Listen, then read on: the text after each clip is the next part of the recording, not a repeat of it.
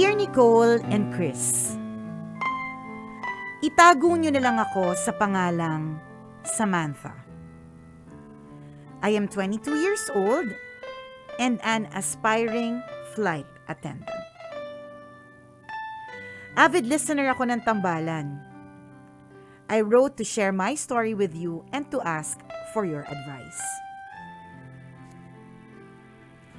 If I am to describe my life, I can say that it's almost perfect. Blessed ako pagdating sa pamilya. I have really good friends that I can count on. I'm very excited with my career. Malas lang ako pagdating sa love. Ginagawa ko naman ang best ko, but I always end up broken and alone. Naging cycle na yon, so I decided to take a break. 2 years na akong single, but I'm happy.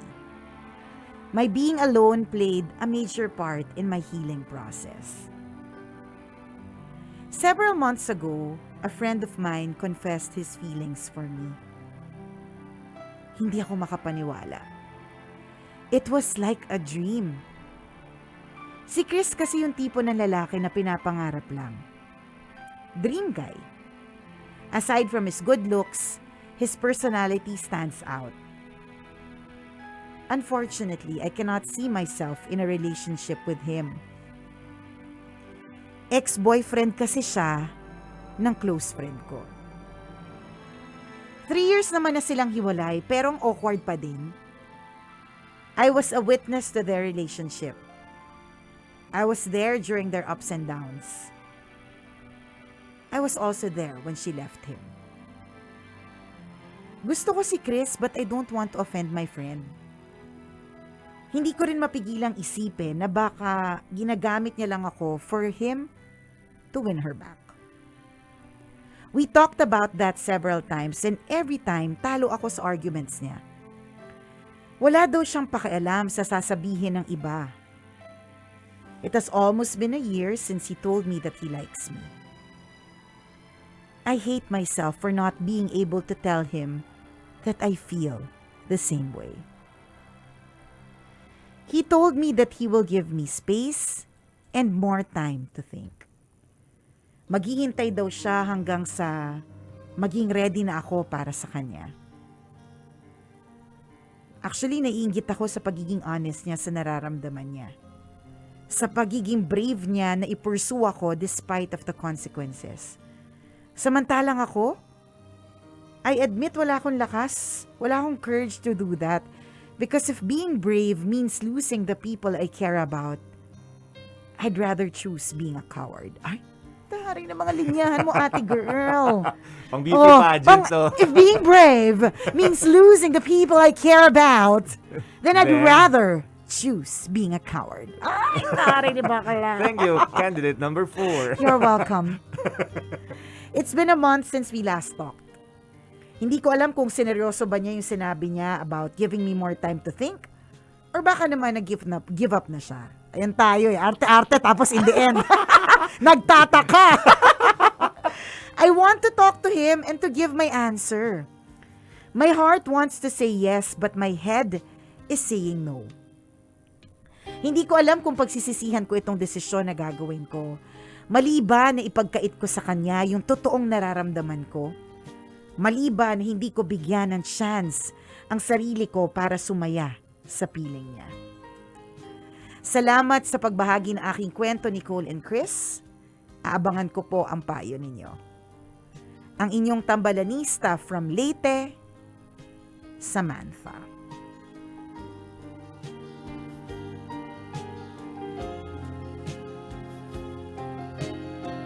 Yan, kasi. Arty pa more. Gusto naman pala. Doon na talaga ako, alam mo. Yan yung ano eh. Ewan ko lang kasi ako ever since, hindi ako umarte. Parang kung pag-trip mo ko, tas trip din kita. Adi, G. Ano naman arty-artihan dito? Mamaya makeme ka pa ng iba. Ako nakikeme sa'yo.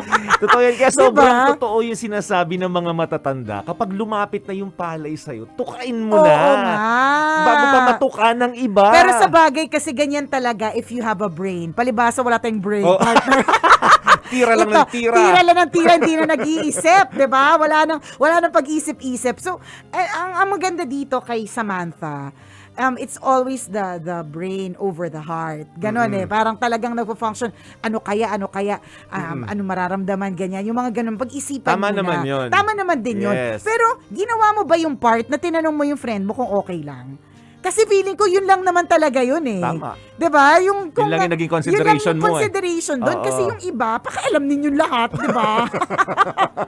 kayo ba yung Correct. kayo ba yung nasa relationship? Wala naman. Pero I think yung pinaka-concern mo is of course you don't wanna lose your close friend. Kasi ang eksena dito is nandun ka during nung time nila, nung ups and downs. Nung Nandun ka nag-break sila. nung nag-iyak-iyak yung friend mo, Yes. ganun. Tapos biglang, eto kayo, ang saya-saya nyo, diba? Parang ganun. So kaya, ganun yung iniisip mo na, hindi tama kasi sa friend ka dati, nakita ko kung paano siya umiyak, 'di ba? So, mabuti, ibig sabihin, mabuti kang tao, Samantha, kasi iniisip mo yung mga ganyang klase mga bagay. Kaya nga ang tanong namin sa'yo, nagtanong ka ba dun sa kaibigan mo? Kasi hindi naman pwedeng it's all about other people. Siyempre, kailangan isipin mo din yung sarili mo. Correct. 'Di ba? Kailangan mo yun, isipin mo yung kilig mo, Tama. yung rurok ng kaligayahan mo, yung laglag panty moments mo, yung feel good ka, 'di ba? Kasi may jowa kang type mo, 'di ba? Ganun. Aware naman siya dun sa magiging mararamdaman nung kaibigan niya, which is actually good kasi pinapahalagahan mo pa rin yung relationship nyo Yes. nung kaibigan mo. And I think ikaw yung tipo ng tao na you value relationships Yes. kahit hindi love, 'di ba? Yes. Friendship, ganun. Which is Tama. good. Yes. Kaya lang yun nga, 3 taon na kasi din yung nakalipas. Hindi mo tinanong yung kaibigan mo na okay lang ba na naghiwalay Jowain na ko, oo. jowain ko or okay na naka-move on ka na ba dun sa guy? Ano bang mararamdaman mo kung sakaling ma-inlove siya sa iba? Pag sinabi niya wala na akong nararamdaman sa taong yon. O, Dead di, man ano na ako. yan Kahit kanino pa siya mapunta, wala na akong mararamdaman Eh, di pa. syempre sabihin mo okay lang ba kung sa akin? Di ba? Oo. Kasi baka mamaya.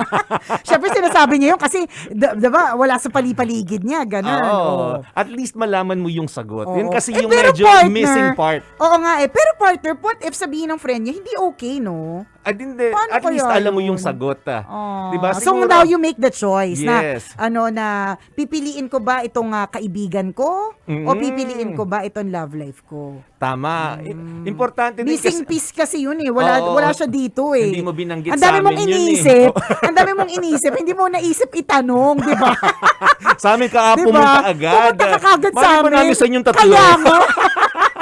At saka for all we know, yung friend mo may bago na rin. Yes. Kasi kapag ka may bago ka na, feeling ko, it's easier for you to forget yung luma. So, baka naman may bago na yung friend mo. Tapos yun nga, tama yung factor na 3 years na rin naman talaga yung nakalipas. Ganun. Malay mo, wala na rin. Actually, maraming ganyang klase ng kwento. May mga kakilala ko, balita ko ngayon. Sila magkakaibigan. Oo, Patos-patos, ganun. Isa-isa, ganyan. Tinuhog daw isa-isa. Tinuhog, may mga yung ganong, buong barkada. Yung mga ganong chismis. Oo. Ako nga, balita ko, yung mga tita ko daw parang yung isang asawa nung yung tito namin, ang niligawan yung bunso. Pero Okay. hindi sinagot ng bunso, napunta doon sa panganay. Oh, di ba may Oo, mga okay, ganun may mga eh. ganun naman talaga. Correct. So, Yun, yung missing piece of the Yes. puzzle is the friend. So Correct. ngayon, kung ano man yung sagot niya, kung if it's okay or not, then that's the time that you make a decision. correct. Diba? Tama That's din the naman time. yun, yung nagde-decide siya ng Na nag-iisip. nag-iisip. Tama yan. Pero wag naman sobrang tagal na to the point na nade-deprive na yung sarili mo ng Oo. kasiyahan. Tapos ngayon, di ba, iniisip mo tuloy, ano ba, may space pa ba yung see? Diba? binibigay niya sa akin? O nagsawa na kasi 1 taon na. Naku. Swerte mo nga, friend. Yung mga iba, ilang oras lang hindi sinagot. Umay na. Umay na. Ikaw, isang taon. Ganda mo, ha? Kinis-kinis mo. Ang liliit siguro ng butas ng pes mo. Kaya gano'n na, humaling na Nakipot ang humaling. uso niya, partner. Correct. Diba? Siguro walang amoy yung gilid ng ilong mo. Siguro, friend, sobrang bango ng mask mo kahit gamitin mo one day. Kaya gano'n na lang siya, humaling na humaling sa'yo, diba? Nagtsaga Isipin mo, Oo. 1 year, parang bibihira na nga ako makarinig ng ganyan Correct, klase ng na kwento na nagligaw ng 1 taon. hindi pinapansin. Pero ngayon, tingnan mo, ikaw na ngayon yung nagkakaroon ng parang panghihinayang. Yeah. Diba? So I guess, really, you're leaning towards, hindi naman leaning towards talagang you like him. Talagang gusto mo siya. So ngayon, I think that's the choice that you have to make. So now tell your friend. Mm, 'Di ba? correct. Sabihin mo sa kanya na wag mo na siguro i-consider kung anong ewan ko kasi gusto mo naman yung sayang matikman man lang. Base pa nga lang sa Oo, description mo na diba? kanina sa amin, si Nicole Leala, Guwapo. parang gustong maging single Oo. ulit. Grabe siya, hindi naman. Di ba, gwapo? Ano ba yun? Sabi niya, Oo. good looks. Apart from the good looks, may personalidad pa. Oo, Oh, parang Mr. Dream diba? Boy, sabi nga daw Correct. yung Dream guy. Dream guy. O, Oh. tama. O. Di ba, dream guy? O, palalagpasin ba natin yung dream guy? Di ba? Wag mo na- Sayang naman. Oo, isipin mo na rin yung kaligayahan mo, no. Feeling ko hindi naman din mamasamain ito nung kaibigan mo. Kung talagang kaibigan ka rin niya, maintindihan niya Na kailangan mo ring lumandi, friend. Na may mga pangailangan, may mga landi pangangailangan ka din.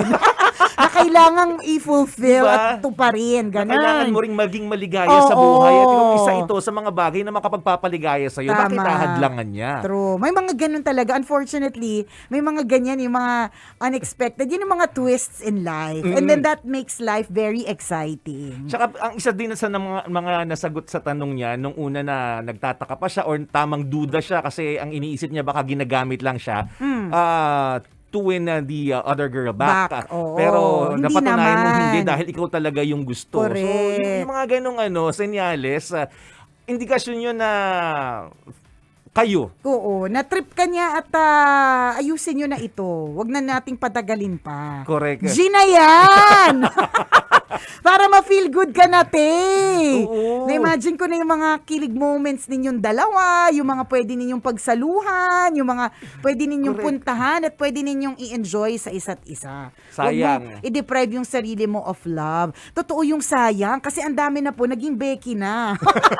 So, kung meron pang mga pwede mong maging jowa na lalaki, karirin mo na yan. Uy, speaking of Becky ha, hinahanap namin nasan yung mga Becky. Kasi ang Love Radio po ay may tinatawag, Love Radio Manila ay may tinatawag na Becky naman. Search for Queen Queen Palavan. Palavan 2021. Eto po mga kaibigan, doon sa mga kaibigan natin o sa mga kabisyo nating nakikinig ngayon, meron kayong mga, 'di ba, kaibigan diyan sa Balerchina. o mga kapitbahay ninyo, Correct. doon na sumasali sa mga contest. Yan. O baka ngayon lang napakinggan. Tama po, ang Love Radio Manila merong contest para sa mga Correct. Becky. It's an online pageant para po sa mga Becky. Kaya kung interesado ka na manalo lang naman ang grand prize, Magkano ba? 30,000 pesos para Aba. sa grand prize winner. Aba. Yung first runner-up actually 20, tas yung second runner-up 10,000. O di Ang ba? laki naman nun. At online lang din ang lahat. O, it's online. Naku, wag na po kayong magpatumpik-tumpik pa. Magmadali na po kayo dahil hanggang November 21 na lang po ang pag-submit ng entries. O, pwede pang lahat humabol. Pwede pa pong humabol as in may time pa po kayo. So, lahat po ng mga interesado na mga tambalanista, tambalerina, mga Becky, the Becky Nation, mga Becky Noy, lahat na magsama-sama na po at mag-join na po sa napakagandang online pageant na ito. Sobrang excited po kami dito. So again, punta lang po kayo sa Love Radio Manila Facebook page. Nakapin doon sa top kung paano mag-join at mag-submit ng entries. Yan. So this is your chance, di ba? Yes! I-showcase na po ang inyong talent, ang inyong aura, Yun. di ba? Ang inyong ganda. Correct. Oo. Sige lang, sali na again. Sa Love Radio Manila FB page po ang lahat ng detalye na hinahanap ninyo. Correct. Sali na po dito. Becky naman, search for Queen Palavan 2021. Nakatutok sa atin partner si Randy Balaguer. Hi, Randy! Randy! Good morning! Joza, hello! Hello kay Daryl Bautista at kay Vincent C. ng 16th Cent Coffee. Nakatutok daw sa atin ngayon. Hello sa inyo! Good morning! Salamat po sa lahat ng mga nakatutok sa atin. Ito si Randy, sobrang daming racket Ang nito. dami Alam mo, din. napagtanto ko din na kapag wedding host ka pala, kasi di ba ang wedding hindi naman nauubos yan Oo, Parang correct. every weekend, every day nga may kinakasal Oo. Eh kung ikaw yung mabentang wedding host, no? Tama. Buti na lang, alam mo Randy, sa totoo lang, hindi kami masyado nag-host ng wedding. Kundi may kalaban mo kami, Randy. Uunahan ka namin sa mga racket na yan. Pasalamat ka, hindi kami masyado nag-host ng wedding ni Chuper. Ano ang dahilan? Ako, na-realize ko din yun. Bakit nga ba hindi tayo Kaya nga alam mo, Bakit hindi natin kinarir itong wedding, alam mo, maging wedding host. na-realize ko yan, partner, nitong pandemic, nung naghahanap ako ng mga pwedeng pagkakitaan. Kasi feeling ko yung pinakamadali sa atin, Oo. na sanang gawin Correct. Hindi, para kasi sa akin, partner, sa akin, I still stick to it unless wala na talaga akong pera. Naniniwala pa rin kasi talaga ako na kailangan kapag kinuha mo kami, na, halimbawa ako, ikaw, tayong dalawa partner, pag kinuha mo kami as a wedding host, dapat tambalanista kayong dalawang mag-asawa. Kasi hindi pwedeng hindi kayo tambalanista kasi baka hindi nyo maintindihan kung paano namin hahamakin yung suot ng nanay nyo. At lahat ng mga naging nakasama. Baka hindi nyo mag-gets di ba? Masasaktan kayo kasi ano ba naman tong host ng aape? Hindi naman makikinis pero ng aape. Pero kasi that's our brand. Alam mo, lalong-lalo na kapag may nakikita kaming yung hirap na nanininang, pero pinaninindigan niya yung suot niya. So, sisitahin po namin yan. So, ang sa akin, kung hindi ka tambalanista na talagang true blue at alam mo how we adlib, wag mo akong kunin. Kasi baka ma-hurt ka sa adlibs ko. On your own wedding day. Baka madismaya lahat ng mga ninang. Hindi, kasi magiging medyo maingay Unless gusto nyo talaga na maingay. That's why, hindi ko siya kinakareer. Yun yung sa akin partner Pero kung gusto mong kumarir dyan, okay lang naman, labanan mo si Randy Balaguer.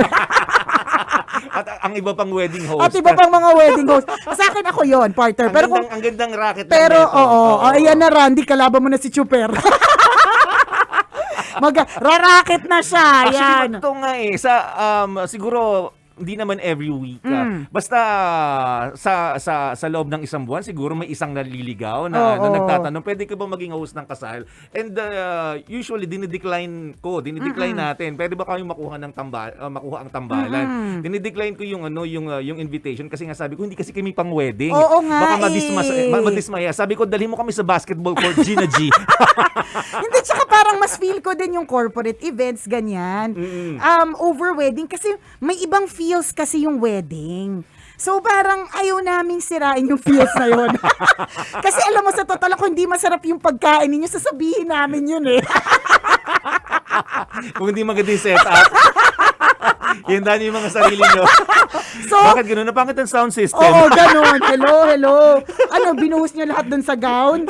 Hirap na hirap yung host. Ganyan yung mga linyahan namin. So, kung di ka handa sa ganyang klaseng linyahan on your wedding day, do not get us. Charot.